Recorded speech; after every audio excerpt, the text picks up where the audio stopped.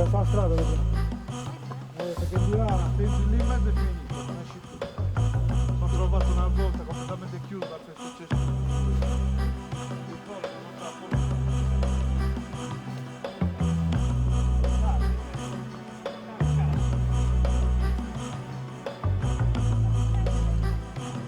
Dopo dobbiamo ritornare da questa strada, la macchina.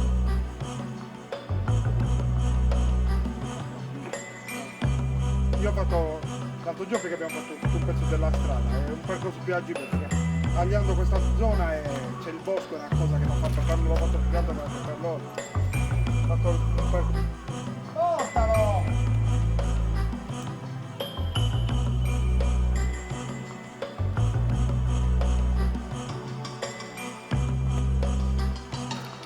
Vanno a recuperare.